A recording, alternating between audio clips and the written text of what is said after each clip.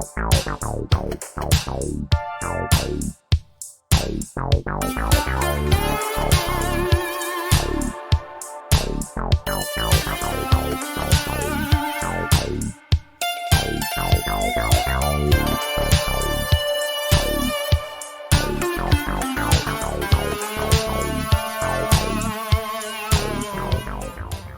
to Silver Bar Stacker, folks. I hope everybody's doing well and enjoying their Labor Day weekend.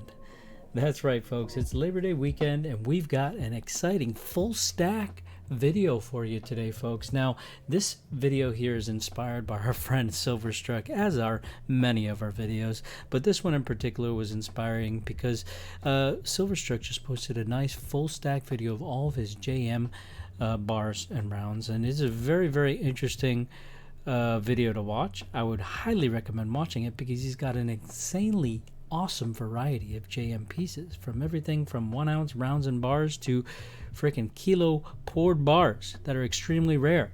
Now, he's got a very, very awesome stack, and it's a versatile stack, and I wanted to do a full stack video of a similar variation, but it is very difficult for me to kind of access all of my JM pieces because I have my particular pieces organized in a very particular way. And so I thought, let's make things a little bit more digestible, and let's try to focus in on just a particular variation of JM pieces. And so I thought today let's focus on just kind of the standard production 5 ounce and 10 ounce JM bars. Now, there are a lot of rare variations when it comes down to the 5 ounce and 10 ounce bars, and we're not really going to cover those today. What we're really going to be covering today are kind of all the different variations that are out there when it comes down to pressed 5 ounce and 10 ounce standard production, kind of the commercial style bars. And those are going to feature either a JM hammer logo on the back, or they may feature something like a blank back, right? So these are going to be your kind of standard production commercial bars, I like to call them. You got the hammer logo on the back, you got the blank back, and there are very, very many smaller variations that we're going to go through all those nuances, but I just wanted to cover those basics here. And we've got a nice full stack here of 465 ounces of 999 silver. So let's go ahead and get into it and go ahead and see what all the fuss is about. And this is kind of why JM as compared to Engelhard. Now, I mean, Engelhard also has quite a few variations out there, but the rabbit hole goes much, much deeper when it comes to JM. And one of the topics that Silverstruck covered on his video was that, hey, JM is still around today, and so there are actually some bars that are actually technically in production today because Asahi still kind of operates that JM name. And so you'll still find some modern JM bars and rounds that are out there, and so that's why Silverstruck says you kind of got to be careful because it's not like true vintage, right? You know, there's a fine line between what is vintage and what's not, and a lot of people kind of describe something that's kind of discontinued, not available anymore as vintage. But hey, there are things like some Geigers, everybody knows Geigers. There are some Geigers that are discontinued, but would you really call them vintage technically? They may not be old enough to be considered vintage just because they're discontinued. And so just like that, there are some items by JM that are actually not even discontinued because Asahi is running, and in fact they're even rolling out some new products, but we won't get into that, right? What we're here to talk about is vintage JM bars, and hey, maybe a little bit of these modern bars got into the woodworks, and we'll try to identify those as we go as well. But let's go ahead and get into the beefiness here, which is going to be these 5 and 10 ounce bars. Okay, standard production, none of that Canadian Bank crap, none of that Escalante Mine crap, none of the Republic National Bank crap. Okay, that's not crap. That's some very nice high premium low mintage bars there in some cases, but we're not going to be covering that because it's too much to cover in one video, right? This is already quite a bit. We have all these different variations of JM press bars. Now, when I was talking about bars that are still in production, something that Silverstruck covered in when he was talking about kind of the commercial standard production commercial style 1 ounce bars by JM. There are some that are produced by Asahi that have kind of the A, B, or C prefix, and those ones, are not included in that 1 million estimated mintage of the non-prefix 1 ounce bars. So similarly, you got the same kind of thing going on here with JM as well, at least in the 10 ounce variation. Your standard production 10 ounce bars that are kind of technically still in production, and these are technically estimated at 5,000 mintage according to Engelhard.com, but who knows when they placed that estimated mintage there, right? That was probably right when they started making the bars, and they probably haven't updated it in years. And according to Engelhard over there, it says, hey, those A prefix bars are actually going to be things that are still in production. So probably still in production by Asahi. I think these started to be made, I think, in the 2012 era, and they're still possibly in production today. Now, take a look here. Here you got that A prefix, and it's a very, I would say, not refined, but it's a very like machined kind of looking thing. Now, they're all machine finished, obviously, but this one in particular just kind of looks like less refined, more haphazardly done, and just, you know, it's not as solid. It's more like, almost seems like laser etched in there. And it's just not as, doesn't have that vintage charm, if you feel me, right? It's a little bit of a thicker base compared to all of these other bars that you see here. And the back has a JM Hammer logo there on the back as well. And you can see this is a very clean bar, right? Now, take a look at these. All these are nice and clean bars, but take a look at these. This is the original factory seal on them, okay? So this is what the A prefix, current in production, original factory seal would look like. It's a little bit loose there, okay? So those are your A prefix, still in production. Now, according to Engelhard, those are 5K minted, but they're still in production, so who knows what the mintage is on those now. It's still in production, so that's something that you kind of gotta be aware of, right? Don't be so reliant on that mintage, because that's kind of was at some point maybe a starting point mintage, right? And it's now a mintage that's maybe out of date. Now, we were looking at the A prefix. Now, that is an estimated 5K mintage, but we'll call it more than 5K mintage. Now here you got an R prefix. Now these, my friends, are actually estimated at 25,000 minted. And I think that's probably a pretty reliable mintage estimate, because let's take a look at these serial numbers that we've got here. We've got these serial numbers ordered from lowest to highest. And take a look at this very, very low R prefix serial number. We've got an R4271. And so this is probably something that they denoted in front of that serial number to distinguish and to prevent duplication of numbers, because of course you probably have non-R prefix 4271 as well, perhaps as well. So let's go ahead and see the last R prefix bar that we've got over in this stack of very many of these 25K minted R prefix bars. And look here, it actually goes all the way up to R30209. So who knows? We could go check on Engelhard and take a look at that estimated mintage, but hey, I'm almost willing to bet, hey, that maybe it's not 25K mintage. So let's go see the range of known serial numbers that they've got over there on Engelhard.com and see what they've got going. Okay, we're in the Engelhard JM 10-ounce definitive pages, and we're going to go up to the R prefix bars. Now, their estimated range of R prefix bars, well, they have a weird one, but it's like R3799 up to R26659, and they have an estimated mintage of 25K. Well, they got me beat on the lower end of the spectrum, but it looks like my highest serial number on the R prefix number is actually higher by a long shot than their highest R prefix known example, which is R26659. I've got one in the 30,000s, right? So who knows, you know, maybe now that we know that serial number, maybe we want to estimate that R prefix mintage is not 25K, but maybe 30K. But for now, Engelhard's estimation is 25K. Okay? So that's kind of how sometimes these mintages perhaps may change over time. I can give you an example. There is a very rare Engelhard bar, which was actually a Scotiabank 10-ounce Engelhard bar. Now, this was something that used to be estimated at a mintage of 250, but I believe because perhaps more known examples became known, the estimated mintage shifted up to actually 500. So now it's actually an estimated 500 mintage bar, not 250. So that's an example of how the mintage can kind of change once we kind of find more information, right? Once we find more known examples, perhaps the estimates may change, or we may find out more information. Now, there's some information that I actually just found out just before recording this video that I'm super excited to share with you, because it's something that even Engelhard probably doesn't even realize. It's actually a new finding as far as I'm concerned. It's new for me. It's going to be new for you as well. So I'm super excited to get to that, but it's not going to be until later on in the video towards that side. Okay, so let's move on over back to this side. We did the A prefix, we did the R prefix. Let's go ahead and do the no letter prefix. Now there's a very many no letter prefix JM bars. You can see here I've got 5 of them. Now all Engelhard actually only knows about 4 of them, or they've only identified 4 of them. But actually there's a 5th one here, which I'm excited to talk about. But before we get into that 5th one, we got to talk about the other 4 that are already known. Now this one right here is going to be a 25,000 minted bar, because take a look here. If you look very closely at the JM Hammer logos on the back, everything looks very similar here. No letter prefix, right? No letter prefix. Everything looks very similar, okay? But you flip them over and you'll find something a little bit different here. And the reason I have these in a baggie is because these right here are sequential serials, which is very cool. 164227, 164228. But what I want to show you here is you got actually 2 slight variations here. And actually I misspoke. This is not a 25K minted.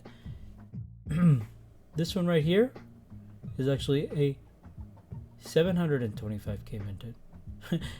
Isn't that crazy? Not 25K minted. This is 25K minted. This is 725K minted. And what's the difference? They look almost the same on the front. Both of these, by the way, in the original factory seal. What's the difference? This one has 7 full JM Hammer logos. 1, 2, 3, 4, 5, 6, 7. Not 7. 1, 2, 3, 4, 5, 6. 6. Interesting. I'm pretty sure it's supposed to have 7. Oh, now I gotta go look. 725,000 has 6 repeating. Okay, I'm sorry. I misspoke. 6 full JM Hammer logos. So you got 1 right here, 2, 3, 4, 5, 6. 6 full JM Hammer logos, whereas this one only has 3. 1 here, 1 here, 1 here. Every single other JM Hammer logo there you see is partial. There's something about it that's not full. You see that? So this one has 3, this one has 6. 725,000, 25,000. That's the difference. Very slight difference, almost very hard to even notice on first glance. But it's a huge difference in estimated mintage. Now, these are your Hammer logo backs. Now let's go over to something that looks a little bit different. Even these ones had Hammer logo backs, right? Now we got blank backs here. Every single one of these has a blank back. Now, what the heck is the difference between all these? Perhaps you've already noticed what the difference is here on the front between some of these. Take a look at this. You got fine silver 999 on 3 lines, and here you got fine silver 999 on 2 lines. And this is something that is a common theme, because we've talked about this before on some of the rare variations of JM bars that we've are really obsessed with, that we've talked about on the channel before, such as those Canadian bank bars, like the TD bank bars. Those bars have a similar kind of thing going on. They'll have like 250 and 500 minted bars, and the differences in these fine silver 999 stamps. Okay, and over here too, you look at that. You got fine silver 999 and fine silver 999, 3 and 2 rows. Okay, so that's the difference here, right? What's the difference? 2 rows, 3 rows. Now, what's the difference in mintage? Difference in mintage is that this one, according to Engelhard, is a 50,000 minted, and this one, according to Engelhard, is a 20,000 minted. So the one with the fine silver 999, according to them, is actually the harder to find bar. But isn't that weird? I have more of these than I have of these. Interesting, right? So sometimes, who knows? We could look at the estimate. We could look at the serial ranges and try to, deduce something. But it's just interesting to note that this is a lower mintage bar, yet I have more of these. But maybe I'm just after these more because they're a lower mintage bar. Who knows? Maybe I more aggressively seek out these bars. Who knows? Regardless, that's the difference here. Now, what the heck is the difference here? And what am I saying that this is not identified on allengelhard.com? Now, if you look at this closely, actually, this is the only one here on the top. This is the only one that's identified on allengelhard.com. That 50,000 minted blank back bar is this bar right here. Okay, so 50,000 mintage, significantly lower than 725,000 mintage, or whichever one it was. However, it's quite a bit higher than 20,000 mintage, right? So this is a 50,000 mintage bar, and honestly, I don't know if I believe that, because I think the mintage of 50,000 is potentially split between these. So who knows? Maybe this is 20K, and maybe this is like a 25K and 25K. I don't know. Regardless, they say that this is a 50K minted bar. And what is the difference here? Look at the difference. I actually didn't even realize this at first until I just was sorting through my bars. I'm like, wait a second, that's fatter. This fine silver 999. Initially, I realized that's fatter. That's a little bit thicker here than this. And then I was looking. Am I going crazy? Am I going crazy? Is it really thicker? Then I looked at the other two bars. Yeah, it is thicker. And then I confirmed. You know what? Look at that one. That one is straight here, and over here that one has a little hat. And I was like, oh my gosh, these are definitively different examples here. And this one right here is nowhere to be found on allengelhard.com. Perhaps they're just lumping this in with the blank back, fine silver 999 on 3 rows and calling these both 50K minted. But in my opinion, maybe this is a lower mintage than 50K minted, or maybe it is 50K minted. Regardless, it's definitely distinguishably different than this. And then I started doing even more research because I'm a little bit obsessed, okay? And I started looking through all the 10-ounce JM examples, and there is not a single other bar that looks like this outside of one, okay? There's only one other bar that has a fine silver 999 stamp in 3 rows, and it's got a little one with a hat on it there for the 10 ounces. Troy, there's only one other bar that exists, and it's a bar that we just talked about a little bit ago. It's that bar where I was saying, hey, remember how there's that weird thing going on with the 3 rows and the 2 rows, and that happens on the Canadian bank bars, specifically the TD Bank bars? Well, lo and behold, I come to find out that this new finding here, this blank back with the one with the hat, this brand new thing that hasn't even been identified on allengelhard.com, there's only one other JM bar that has a similar front to that. Now take a look at this crazy low serial, 000461. The only other JM 10-ounce bar that has a hat and a fine silver 999 on 3 rows, it's a TD Bank bar. Craziness. So I don't know what the hell was going on, but is my understanding, or is my belief actually, that they started off with this bar. I don't know when the heck the TD Bank bars were made, but I can definitely tell you that this was probably, I can't definitely tell you that, but I'm just guessing that maybe this is the earliest variation blank back bar that exists. The one with the hat on it and blah, blah, blah. Now, I can't say that for sure. You know why I can't say that for sure? Because the plot gets even more confusing. Okay? Now, I was like, hey, let's look at the serial ranges. Maybe that will tell us something. It doesn't tell me anything. You know why it doesn't tell me anything? Because I've only got 2 examples to look through. Okay? We got 042815, 097018. Okay, so that's our serial range here for the known, the known type.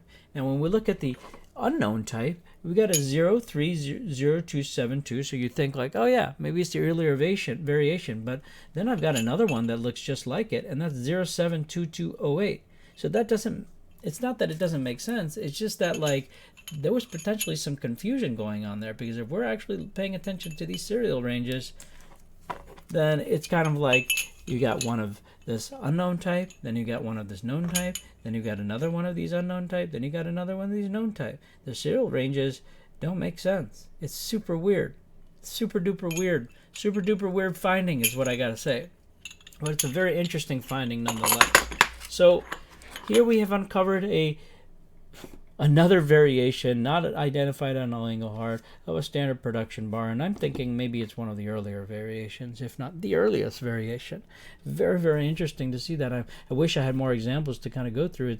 It's sad. I actually sold through quite a bit of these blank backs, and who knows, maybe I sold one of these variations. I don't even know, because I have sold some of these blank back variations there in the past. Now let's go ahead and take a look at the 5 ounces. That was a lot to go through. We're already almost 20 minutes into the video, and now we got to move on to the 5 ounces. Now the 5 ounces are a little bit easier to digest when it comes down to the standard production. There are some blank backs, there are some logo backs, and let's go ahead and start off with the one and only known blank back type, and that's going to be a fine silver 999 on 3 rows, and there is actually no variation with the blank back and fine silver 999 on 2 rows. So that makes it very simple for your 5 ounce JMs. This is going to be the only blank back standard production 5 ounce pressed JM bar. Now when it comes down to the logo back, it gets a little bit more confusing. Okay, now here you're kind of like, I guess you could call them easier to find out. A lot of people don't know this, but there's actually 2 different variations here of the logo back, and it's very similar to that 6 and three stamp that we saw over there. Here, we're going to go ahead and count them. 1, 2, 3, 4, 5, 6, 7. So that's where I was getting confused. Here there's a 6, here there's a 7. On the 5 ounce, there's a 7 variation, and then here again, 1, 2, 3.